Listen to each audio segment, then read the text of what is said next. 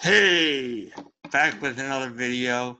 So there were a couple of signings after the last video I did, so I'm just gonna run down those and give you my thoughts. And one's a big signing, and well, not a big signing, but a semi-small, big, medium, whatever signing, and the other one's an interesting signing, so I'm going to run them down. But before I do that, before we get started, hit that like button below. Uh, Subscribe to the channel if you haven't already, and comment below with your thoughts. And, share it with your friends, because I'm trying to get to 50 subscriptions or 50 subscribers by the end of next week, because this week's almost over and we're not even close. We're not even halfway there, so try and get it by next week. That's all on you guys. And 20 likes on the video. Let's get to 20 likes. And in order to do that, you got to share it with people, because YouTube's not doing anything for me. So first up, we have the Giants have signed Tyson Ross to a minor league deal. Now, you might be thinking, minor league deal, so what? But it signed him to a $1.75 million minor league deal. So this isn't some stupid minor league deal. This isn't like send you to AAA for the entire year kind of deal. This is a deal where either he's gonna, first of all, it's $1.75 million deal guaranteed, with another $1.57 million in incentives that he could make. So it could be a $3.5 million deal. So he's gonna play for the Giants. He's gonna pitch for them, whether that's in a long relief role or in the back end of the bullpen. He's kind of shown that he could do both.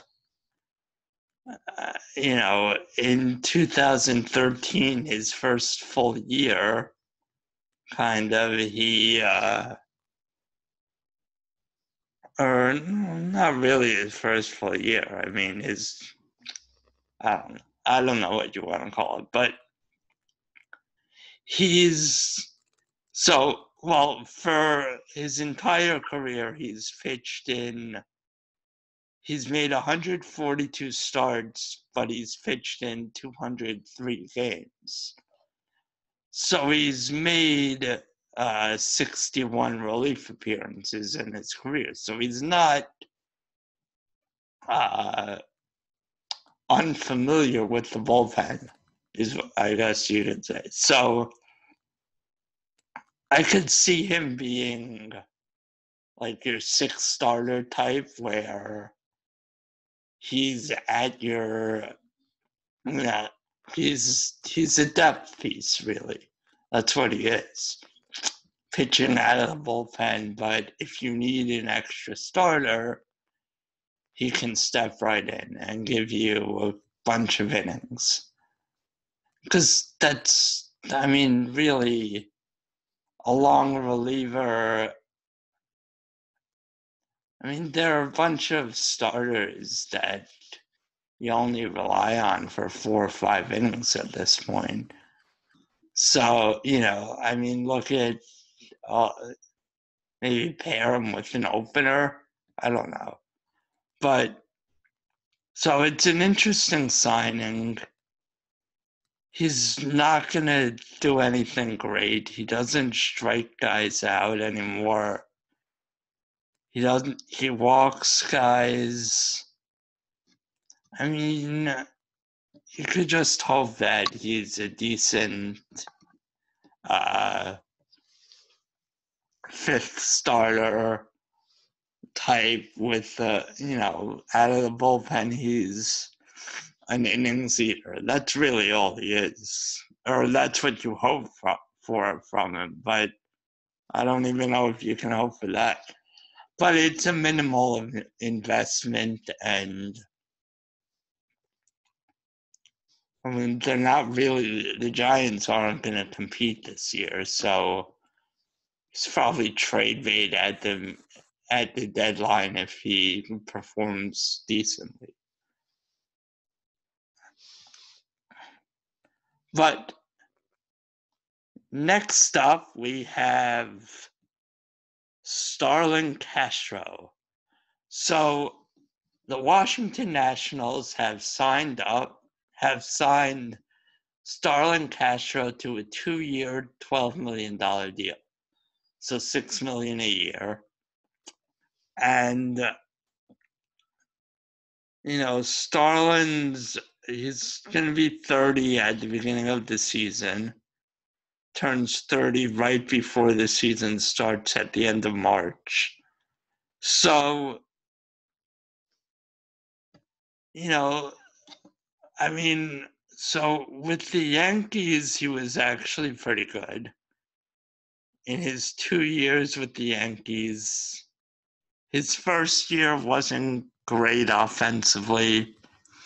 I mean, it was what it was.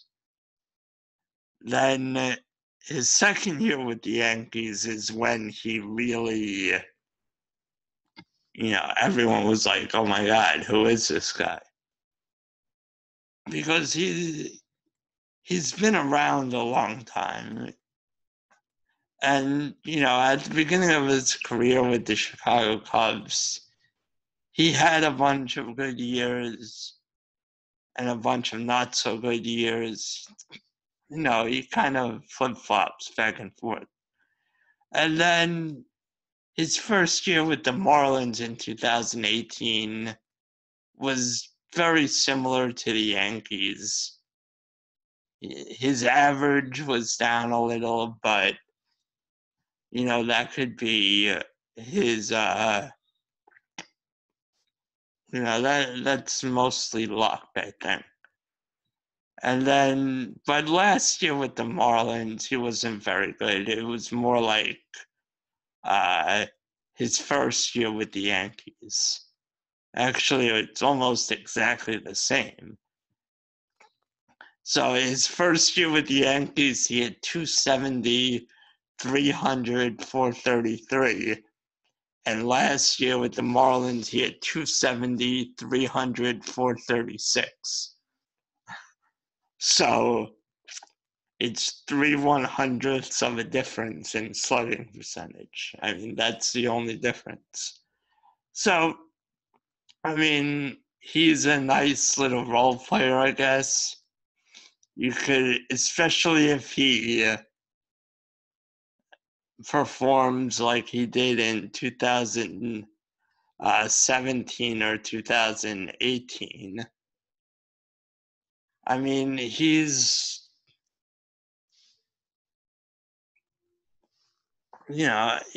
nice. That's really all I can say. And I mean, I think this sort of, I guess, I don't know, I guess they're rounding out the roster because I guess they kind of had a hole at third base. I mean, they definitely had a huge hole at third base after Rendon left, but I don't know. I guess you know. I mean, I guess Wilmer Defoe is gonna slot in there. Now Carter Kieboom's at third base. Uh, Howie Kendrick, who they re-signed earlier in the offseason, is at first base. And then Starlin Castro will slot in at second. Trey Turner's back at shortstop. So, like I said in my last video, Juan Soto is in left field. Victor Robles is in center field. Adam Eden's in right field. So, they have a good team. And, actually, what am I saying? They re-signed Strasburg. Wow. So, yeah, they have Strasburg back. They have Scherzer. They have Corbin. Wow, that was because in my last video, I was like, they don't have, but they have Strasburg. I don't know what I was thinking. Yeah, that's why they couldn't sign Rendon, because they couldn't afford both of them at I think it was like an average of 35 million, so, or 34 million, something crazy. So, they weren't going to spend 600 or 550 million on two players. Like that's ridiculous. So, they have a really nice team, actually. And now that they signed, the last video I did, they signed Will Harris. So he's going to add depth to their bullpen. They still have a dominant rotation. And, Starlin Castro is not a bad player. He's just not, like someone that you'd want on the World Series contending team. But then again, if he performs like he did in 2018 or 2017, that's what you'd ask for out of a second baseman. So it really all depends on which Starlin Castro shows up. And so we'll see. And I don't know if you can say like he's declining as a player, because his stats have always kind of been up and down. So we'll see. But that's it. Those are my thoughts on the signings. And, like I said earlier in the video, hit that like button below. Subscribe to the channel if you haven't already. And comment below. Give me your thoughts on the deal. And just what you think in general. And check out all things The Unuseful Idiots. Check out the podcast. Check out everything. If you want to help support me, go to patreon.com/theunusefulidiots. All that info's on the website, so that's why I tell you to go there. There are other ways to help out, to support us too. Amazon, there's all kinds of stuff. So just go there, find everything out, and yeah, till next time. See ya.